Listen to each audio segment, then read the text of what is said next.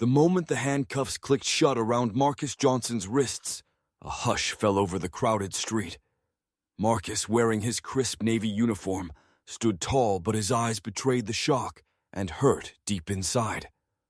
Around him, 2 police officers barked orders, their faces hard and cold. "You're under arrest," one said, ignoring Marcus's calm explanation that he was a serviceman on his way home. "Move it, now!" People watching couldn't believe what they were seeing. How could officers arrest a man dressed in uniform, doing nothing wrong? But the worst part was what Marcus heard next, whispered insults from one of the officers. The racist words stung like a sharp knife, cutting deeper than the cold metal on his wrists. Marcus didn't resist. He knew he was innocent, but in that moment, he also felt invisible, like the uniform meant nothing to those officers. The crowd murmured in disbelief, some phones already recording.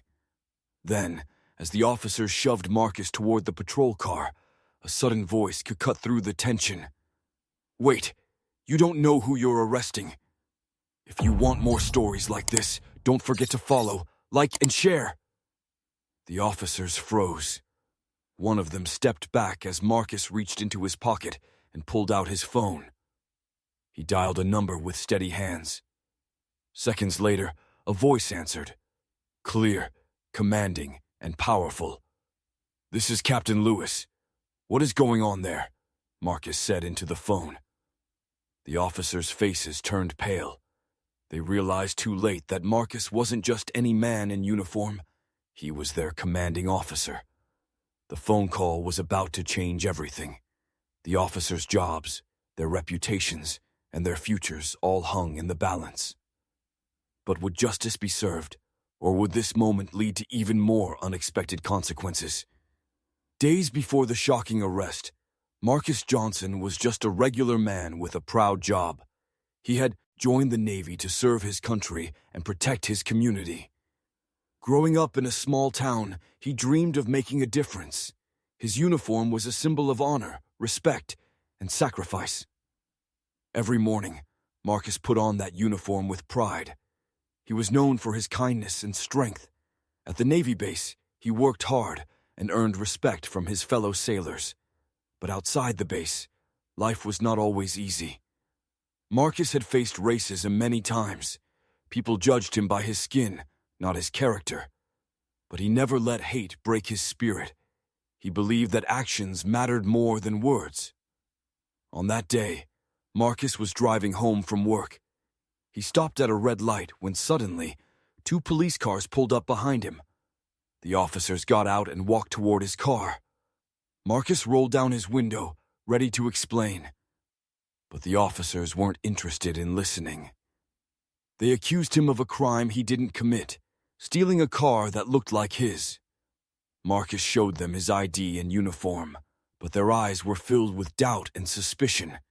The words they said were filled with hate. "You don't belong here," one officer spat. Marcus's heart sank. He knew the fight was bigger than just this moment. As the officers reached for his hands, the street grew quiet. Passers-by stopped and stared, some pulling out phones. Marcus felt a wave of fear, but also determination. He wasn't going to let this injustice define him. When he made that phone call, he wasn't just calling a friend. He was calling for help, for truth, and for justice. But what came next shocked everyone. The officers were forced to face the consequences of their actions, and Marcus's courage became a story the whole town would never forget. What will happen to the officers now? And how will Marcus's life change after this day? The answers lie ahead, but one thing is clear. This is a story about courage, racism, and the power of standing up for what is right. Marcus sat on the narrow bench inside the police station, the cold metal of his handcuffs biting into his wrists. His uniform, once a symbol of honor, felt heavy and wrong. He stared at the floor, breathing slowly to stay calm. Every knock and shout in the hallway felt like thunder in his chest. Across the room, Officer Reynolds and Officer Blake exchanged glances. Their faces were pale now, no longer filled with cruel satisfaction.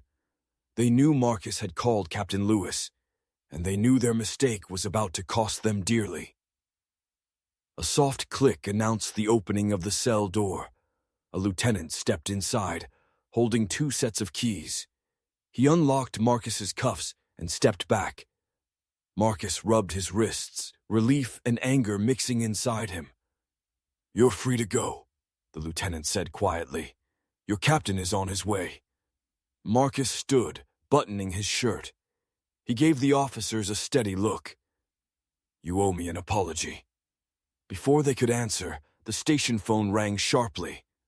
Officer Reynolds answered, his voice trembling. Yes, sir." He hung up and turned pale. "They're already on their way," he whispered. "Captain Lewis and the chief of police." Marcus raised an eyebrow. "You called them?" Reynolds swallowed hard. We didn't have a choice." Marcus nodded once, then walked past the stunned officers and out of the heavy door. The bright sunlight outside felt like a promise of justice. Moments later, a black SUV pulled up. Captain Lewis and Police Chief Davis stepped out together, an unusual pairing that stopped everyone in their tracks.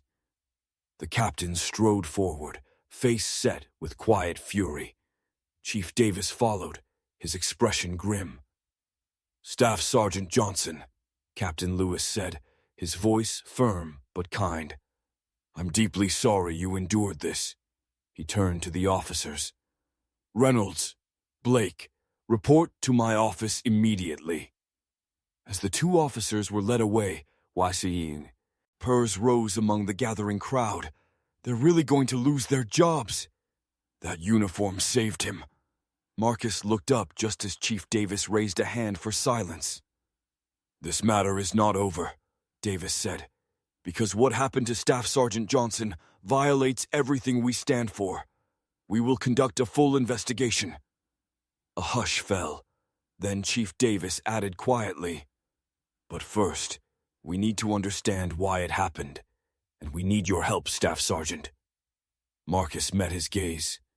"I'm ready." The officers being escorted away slumped, knowing their careers were on the line. But none of them saw the phone in Marcus's hand, the number he had just dialed, his lawyer, Rebecca. The next call would set in motion a chain of events that would expose not only these 2 officers, but a hidden pattern of false arrests, and it would shake the entire department to its core. Rebecca answered on the first ring. "Marcus, are you okay?" Her voice was sharp, filled with concern. "I'm out. For now," Marcus replied, walking away from the station. "But I need you to file something. Fast. Not just for me. I think this is bigger." Rebecca was already at her computer. "Tell me everything." As Marcus spoke, describing the stop, the insults, the arrest, and how, even after they saw his uniform, they still treated him like a criminal. Rebecca's fingers flew over the keyboard. He explained how the officers had seemed more angry than sorry, how one of them had even muttered under his breath, "Should have known the Army's standards dropped." By the time he finished, she had a document ready to file with Internal Affairs and had already requested body cam footage from the arrest. "This isn't going to be quiet," Rebecca said. "I'm pushing this into the public light. Do I have your permission?" Marcus nodded, more to himself than to the phone. "Do it." Less than 48 hours later, a storm hit the internet. The video leaked, first anonymously on a small veteran-run forum, then it hit X, Instagram, TikTok. The footage was worse than expected. The camera showed Officer Blake grabbing Marcus's arm with force, demanding to know what he was really doing in a military uniform. Marcus repeatedly said he was a Marine, even showed his ID. Still, they mocked him. People were furious. Veterans, civilians, even retired generals began reposting the video with captions like, "This is not what we fought for," and a soldier in uniform treated like a thug? By the next day, national news picked it up. CNN aired a segment, so did MSNBC. Even conservative stations couldn't avoid it. The story had legs, and those legs were marching. Protests began forming outside the police department, not just angry yelling, but organized veterans in full dress uniform, holding signs that said, "Black soldiers matter," and "Uniform protection when you're black." Inside the department, chaos brewed. The chief of police called for an emergency meeting. Officers were tense, some angry, others silent with guilt.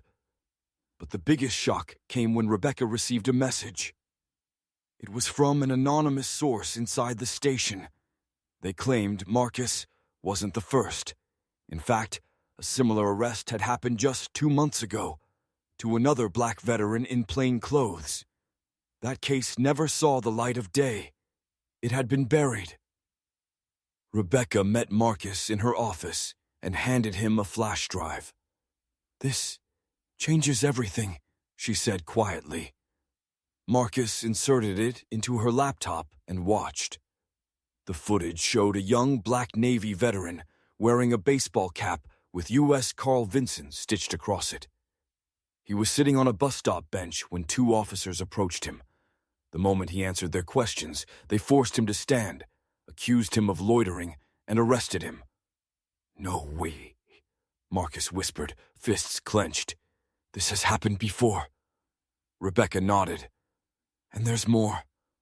She opened a file folder. Inside were 6 complaints, all filed over the past 5 years. All dismissed. All had a similar pattern. Black men, questioned aggressively, arrested without cause, and then silenced.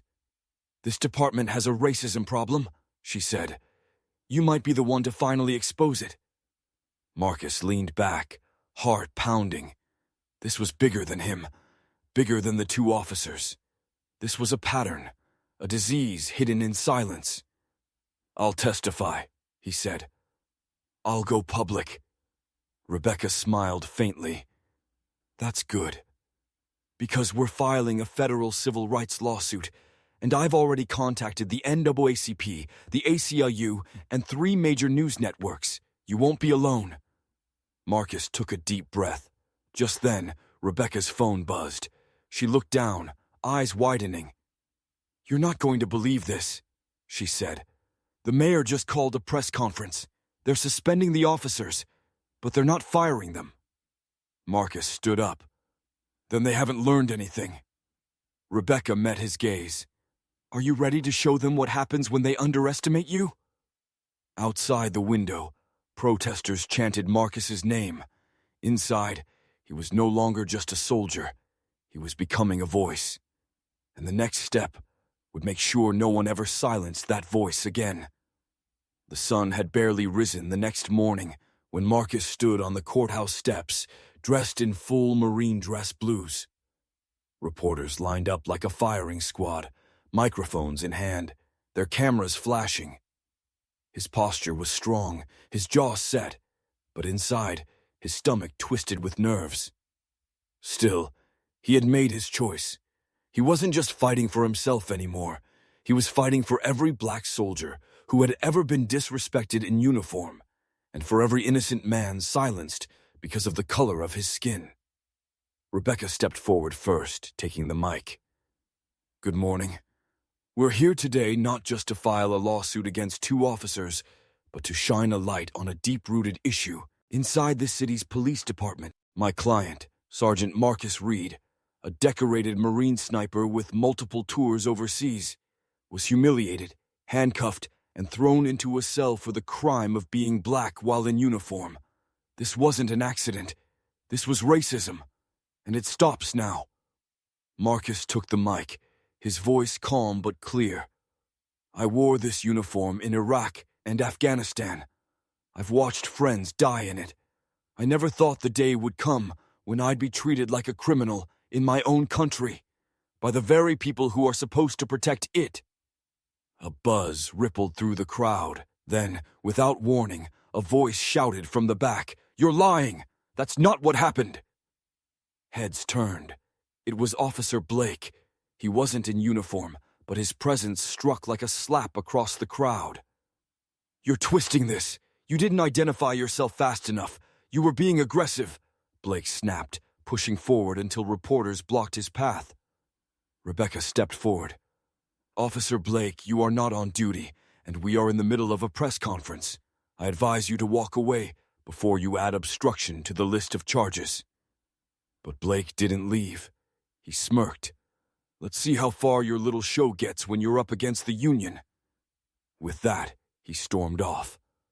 Marcus didn't flinch. Let him talk. The truth will speak louder. Later that day, they walked into the mayor's office for an emergency meeting. The protests had grown. Now, military veterans from multiple states had joined in. The city was under fire, and the mayor knew it. I can't defend what happened to you, Sergeant Reed, the mayor said quietly. But I also can't fire officers based on social media. We need proof that this is systemic. Rebecca opened the folder and slid it across the desk. There's your proof, she said. The mayor flipped through the files. 1, 2, 3, 6 complaints. Then the video footage. And finally a letter signed by a retired 4-star general who had seen Marcus's story and issued a formal statement of outrage. The mayor's face paled. This changes everything. Hours later, the story hit national primetime news. The general's letter was read on air. The disgraceful treatment of an American soldier in uniform is a stain on this nation, he had written. Those officers must be removed, immediately. By nightfall, things escalated again. Rebecca received a private message from someone claiming to be a rookie officer at the same precinct. It simply read, "You need to check the training logs. They've been skipping anti-bias training for years, and the captain knows." The next morning, Rebecca and Marcus went to the station, not to argue, but to deliver a subpoena. The judge had granted them access to the training records, body cam archives, and internal complaints. The records confirmed it. Mandatory diversity and sensitivity training had not been properly completed in over 5 years. Worse, some sessions were marked as complete by officers who weren't even present on the dates. And the captain, he had signed off on all of it. Marcus felt the weight of the truth hit him like a wave. They never cared. Not about the law, not about change, just about covering for each other. That same afternoon, Officer Blake and his partner were placed on administrative leave, without pay. The police union called an emergency press conference trying to save face, but it was too late. The court date was set. But just when it seemed like things were finally shifting in Marcus's favor, a new challenge hit. A news station leaked private military records suggesting Marcus had once been written up during deployment for insubordination. It was a minor, resolved incident, but the media spun it. Suddenly, the headline wasn't about racism. It was, "Marine with troubled P. asked Sue's police department." Marcus slammed the newspaper down in frustration. They're twisting everything. Rebecca sighed. It's smear tactics. They're scared, so they're fighting dirty. But that's not even what happened, Marcus said, pacing. That report was about me standing up for a civilian kid overseas. The captain sided with me afterward. Why twist that? Because if they make you the villain, she replied, they don't have to face being the villains themselves. Marcus stared at the floor, fists clenched. So what now? Rebecca looked up, her voice calm but firm. Now, we show them exactly who you are. You don't back down. We go into that courtroom and tell every part of the truth, even the parts they want to twist. Outside the window, protest signs waved in the air. Inside, Marcus took a deep breath. The trial was about to begin. And what happened next would shock the entire country. The room was packed with reporters, their cameras flashing incessantly as Marcus Hamilton stepped onto the podium. His face was calm, but his eyes burned with unshakable resolve. This was the moment he had been preparing for, where every threat, every attempt to silence him would only add fuel to his mission. He adjusted the microphone and looked out at the crowd. "Good morning," Marcus began, his voice steady but powerful. "What I'm about to share isn't just a story about two officers. It's a story about a system that has failed its citizens and a culture that protects corruption at all costs. Today, we're putting an end to that." The room went silent as Marcus revealed everything: videos, documents, testimonies from victims too afraid to speak out before. Screens behind him displayed damning evidence, showing Reynolds and Grant abusing their power repeatedly. He also exposed how higher-ups in the department had covered for them for years, burying complaints and threatening whistleblowers. The air grew thick with tension as Marcus dropped a bombshell. "And it doesn't stop there," he said, pausing for effect. "We've uncovered links to a network of ficers who've been working together to manipulate evidence, intimidate witnesses, and profit from illegal activities. This isn't a few bad apples. This is an orchard rotting from the inside out." The reporters erupted with questions, but Marcus held up his hand. "I'll take questions later. For now, let me be clear. Justice isn't just coming for Reynolds and Grant. It's coming for anyone who played a role in this corruption."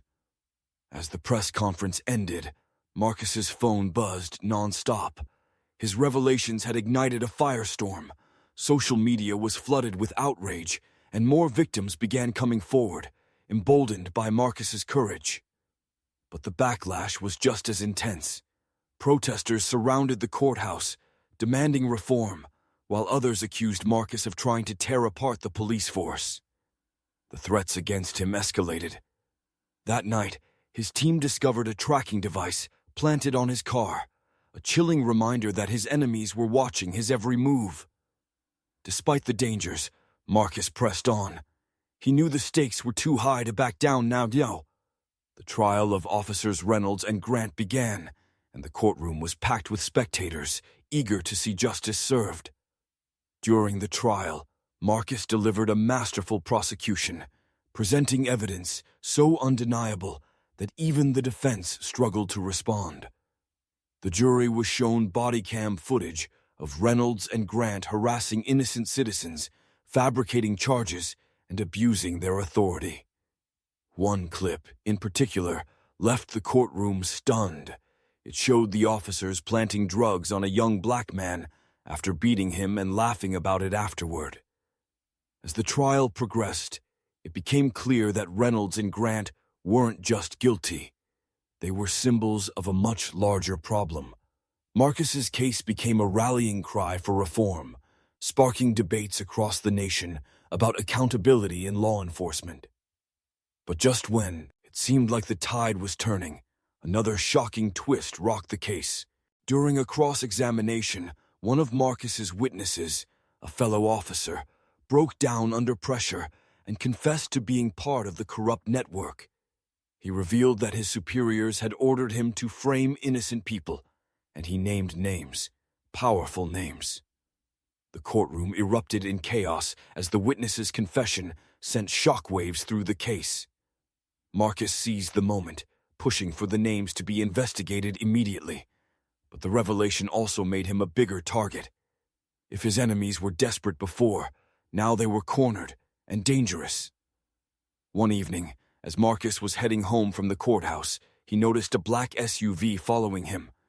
His heart raced as he took a series of turns, trying to lose the vehicle, but no matter where he went, the SUV stayed on his tail. Finally, he pulled into a gas station, hoping to confront whoever was behind him. But as he stepped out of his car, the SUV sped off, leaving him shaken but unharmed. The next day, Marcus increased his security, knowing that his fight wasn't just about the courtroom anymore. It was about survival. He doubled down on his efforts, working late into the night to prepare for the trial's final arguments. When the jury finally delivered its verdict, the courtroom was silent. "We find the defendants guilty on all charges," the foreperson announced. The room erupted in cheers and applause, but Marcus remained composed. This was a victory, but it was only the beginning. As Reynolds and Grant were led away in handcuffs, Marcus turned to address the press gathered outside the courthouse. "This isn't just about two officers," he said. "It's about creating a system where justice is truly blind and accountability is more than a buzzword. We have a long way to go, but today we've taken a step in the right direction." The victory was bittersweet. Marcus knew that the battle for justice was far from over at Bosur. And as he walked out of the courthouse that day, surrounded by supporters chanting his name, he felt a renewed sense of purpose. This wasn't just his fight. It was a fight for everyone who believed in a better, fairer future. The courtroom buzzed with disbelief. Reporters furiously typed on their laptops while cameras clicked nonstop.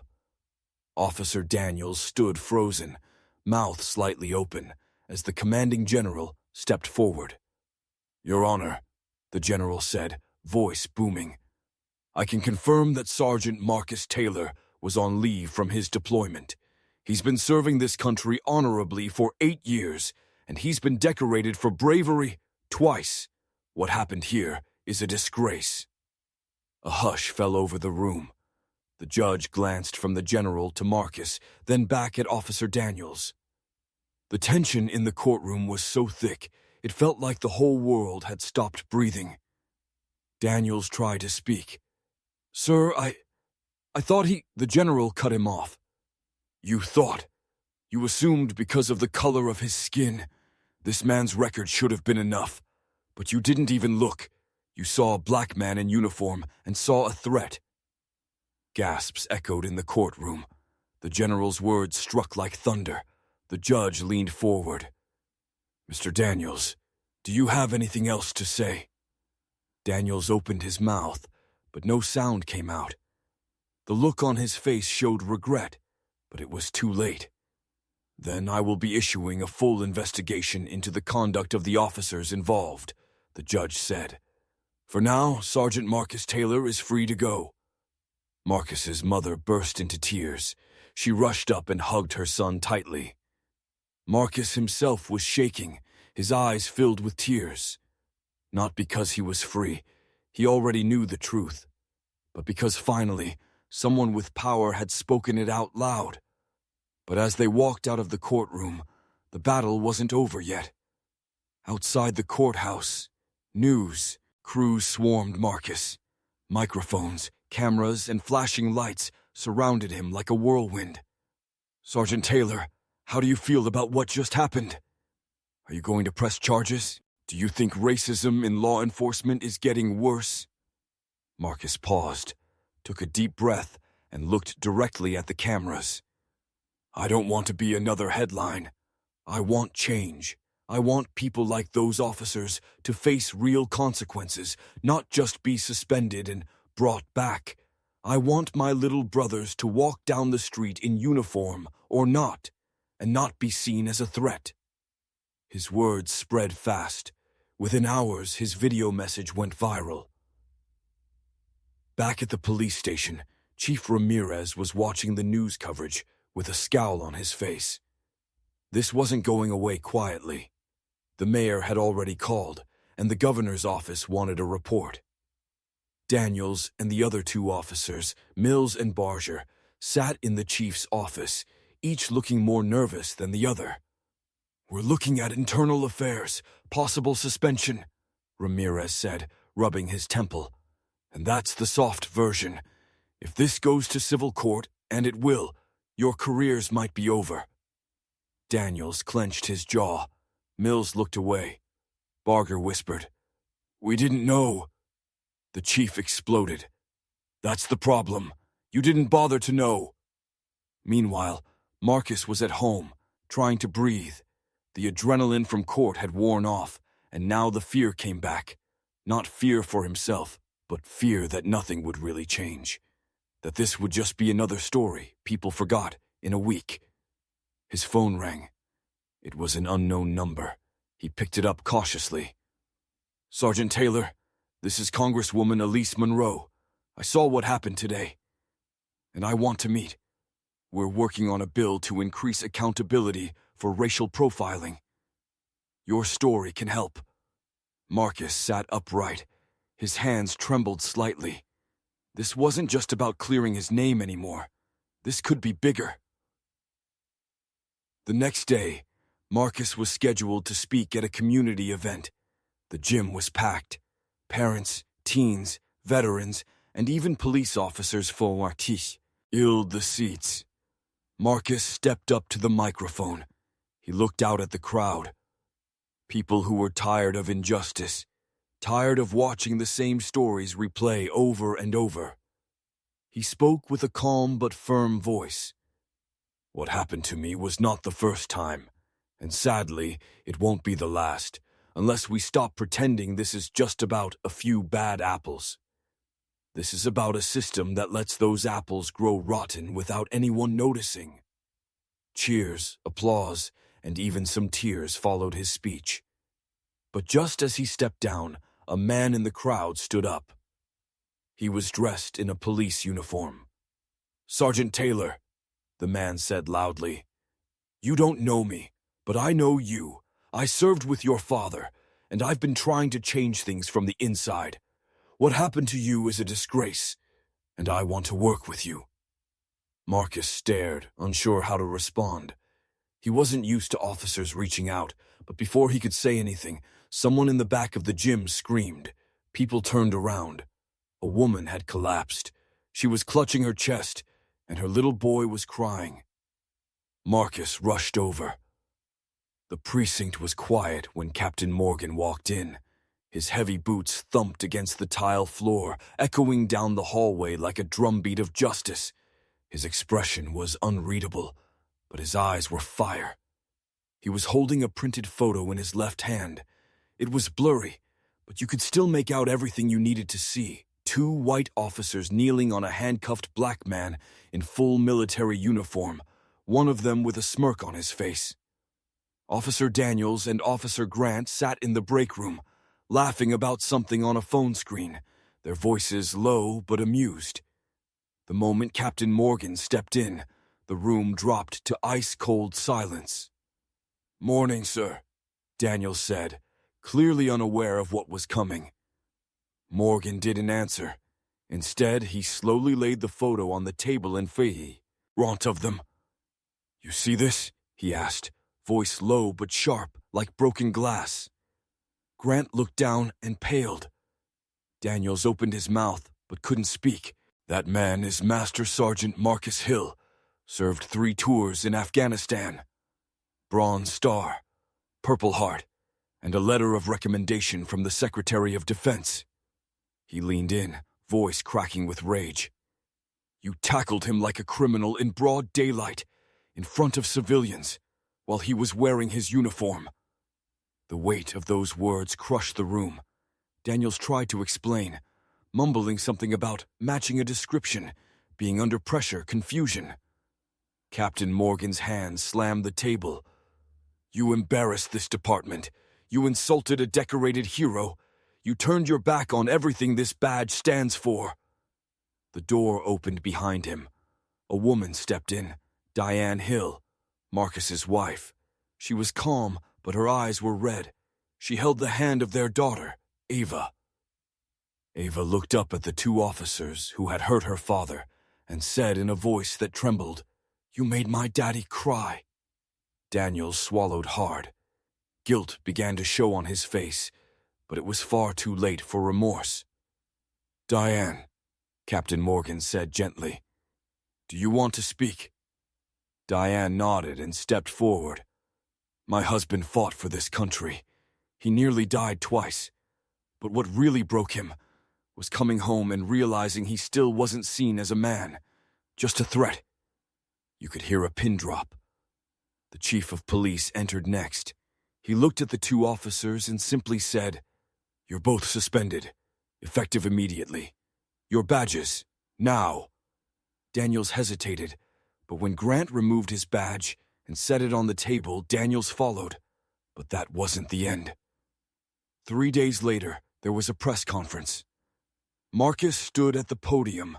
His arm was in a sling from the injury he sustained during the arrest, but he held his head high. "I didn't want this to go public," he said, "but I'm not just speaking for me. I'm speaking for every man and woman who puts on this country's uniform only to go home and still be judged by the color of their skin." Cameras flashed. Reporters leaned in. "I love this country, but love doesn't mean silence. It means holding it accountable. And that starts today." Behind him stood Captain Morgan, Diane, Ava, and surprisingly, General Hawkins, the same man who had made the powerful phone call that changed everything. General Hawkins took the mic. "We are demanding an independent investigation into racial profiling across all precincts in the state. And yes, changes are coming." The story made national news. News anchors across the country aired the footage. Social media exploded. Some people praised Marcus for his bravery. Others sent death threats. And just when the dust seemed to settle, a video surfaced online. Someone had been filming from across the street the day of the arrest. A full, unedited video, audio included. It captured everything, from the moment Marcus tried to show his ID to the exact second the officers slammed him to the ground while civilians screamed in the background. It was horrifying, and it went viral. Within hours, thousands were demanding justice, not just for Marcus, but for others like him. Activists took to the streets. Protests sparked in front of the station. People held signs that read, "Being black is not a crime. Veterans deserve respect. Fire them all." Back at home, Marcus sat in his living room, staring at the video in silence. Ava sat beside him, resting her head on his arm. Diane was in the kitchen, answering calls from people wanting interviews or offering support. Then the doorbell rang. Marcus opened it and froze. It was Officer Daniels. He looked tired, pale, and not in uniform. "I don't want trouble," he said quickly. I needed to say something to you, in person." Marcus didn't say a word. He stepped aside. Daniels entered slowly, eyes on the ground. "I know it's not enough, but I'm sorry. I didn't see you. I saw you, but not as a man, not as someone who deserved respect. I was wrong." Diane entered, folding her arms. Ava peeked out from behind her. Daniels looked at the little girl and almost choked. "I don't expect forgiveness, but I wanted your family to know I see what I did." Marcus finally spoke. "People say things like that a lot.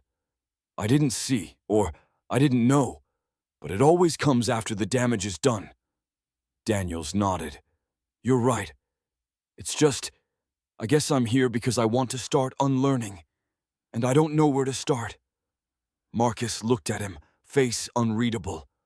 "Then stay tuned." Just as Daniels was about to leave, Marcus's phone rang. It was an unknown number. He answered, and his eyes went wide.